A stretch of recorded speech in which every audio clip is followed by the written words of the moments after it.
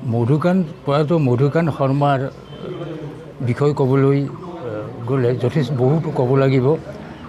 মধুকান্ত শৰ্মা আছিল এগৰাকী সমাজকৰ্মী আৰু উদ্যোগপতি।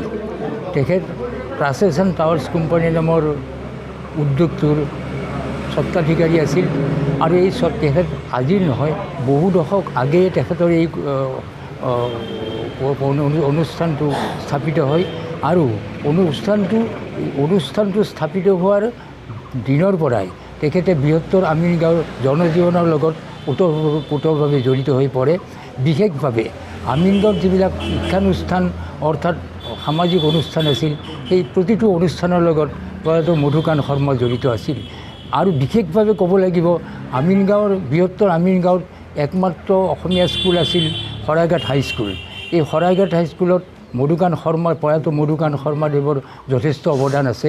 লগতে আমিনগাঁৱৰ এটা প্ৰখ্যাত সাংস্কৃতিক সন্থা শৰাইঘাট নাট্যগোষ্ঠী, এই শৰাইঘাট নাট্যগোষ্ঠীৰ লগত তেখেত ওতঃপ্ৰোতভাৱে জড়িত আছিল আৰু শৰাইঘাট নাট্যগোষ্ঠীত প্ৰয়াত মধুকান্ত শৰ্মাৰ যথেষ্ট অৱদান আমি অস্বীকাৰ কৰিব নোৱাৰোঁ। আৰু লগতে আৰু এটি কথা উল্লেখ কৰিব লাগিব যে মধুকান্ত শৰ্মা শৰাইঘাট নাট্যগোষ্ঠীৰ ৰূপালী জয়ন্তী উৎসৱৰ সভাপতি আছিল আৰু ৰূপালী জয়ন্তী উৎসৱটো পৰিচালনা কৰাত আমাক সন্থাটোক যথেষ্ট পৰিমাণে সহায় কৰিছিল। আমি প্ৰয়াত মধুকান্ত শৰ্মাৰ আত্মাৰ চিৰশান্তি কামনা কৰিছোঁ শৰাইঘাট নাট্যগোষ্ঠীৰ সমূহ বিষয়ববীয়া তথা কৰ্মকৰ্তাই। বুলিলে যে মধুকান্ত শৰ্মা এজন ব্যক্তি নাছিলে, মধুকান্ত শৰ্মা এটা অনুষ্ঠান আছিলে আমিনগাঁৱৰ কাৰণে।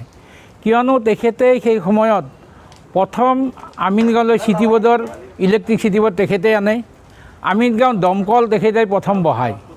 তাৰোপৰি তেখেতৰ এখন জীপ গাড়ী আছিলে, প্ৰথম জীপ গাড়ী আমিনগাঁৱত তেখেতৰ গাড়ী আছিলে কোম্পানীৰ ভিতৰত। আৰু সেই জীপ গাড়ীখনেৰে আমিনগাঁও গোটেই মানুহকে বিপদে আপদে সহায় কৰিছিলে। আমাৰ অনুষ্ঠানবিলাকত কিবা প্ৰগ্ৰাম হ'লে, যেনেকুৱা আমাৰ শৰাইঘাট নাট্যগোষ্ঠীৰ যিবিলাক প্ৰগ্ৰাম, আমাৰ কোনোবা গায়ক আনিব লাগিলে, কাৰোবাক থ'ব লাগিলে, আমি ক'ৰবাত যাব লাগিলে আমাৰ অনুষ্ঠানৰ পৰা, তেখেতৰ সেই গাড়ীখনে তেখেতে দিছিলে। তাৰোপৰি তেখেতৰ এখন ট্ৰাক আছিলে যিখন যে পোল টানিছিলে, সেই পোলত ট্ৰাক আমি ক'ৰবাত নাটক কৰিব গ'লে, আমি এটা নাট্যগোষ্ঠী আছেতো, গতিকে আমি বহুবাৰ পলসবাৰী ফালে ইউনিভাৰ্চিটিত সেই ট্ৰাকখন লৈয়ে আমি নাটক কৰিব গৈছিলোঁ। গতিকে এইবিলাক তেখেতৰ অনুদান আছিলে।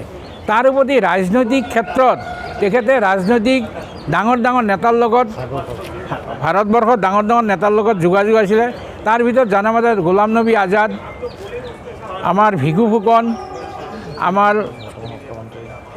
অটল বিহাৰী বাজপেয়ী, তাৰোপৰি আৰু যিখিনি ডাঙৰ নেতা আছে তেখেতৰ ভাল সম্পৰ্ক। আৰু আমাৰ মাননীয় মুখ্যমন্ত্ৰী হিমন্ত বিশ্ব শৰ্মাৰ লগতো ভাল সম্পৰ্ক তেখেতৰ আছিলে। এনেকৈয়ে তেখেতে সমাজখনৰ লগত চিৰস্থায়ীভাৱে সমাজৰ লগতে জড়িত হৈ গ'ল আৰু সমাজৰ কাৰণে কাম কৰি গ'ল। লগতে তেখেতে এটা মানিব লাগে, গাঁৱত বিবাহ সভা যোনে যাতে মাতে, দুখীয়া গৰীব নাই, কোনো ধনী বুলি কথা নাই, তেওঁ সকলো অনুষ্ঠানতে কোনোবাই মাতিলে হ'ল তেখেতে উপস্থিত হয়। আমাৰ কালী মন্দিৰত যিদিনা ডাঙৰ অনুষ্ঠান হয়, উদ্বোধন কৰা অনুষ্ঠান হয়, সেইদিনা তেখেতে 9 বজাৰ পৰা অনুষ্ঠানটো শেষ হোৱালৈকে বহি আছিলে। মানে একমাত্ৰ ব্যক্তি আছে মধুকান্ত শৰ্মা, যিজন মানুহ ৰাতিপুৱাৰ পৰা পিছবেলালৈকে বহি আছিলে।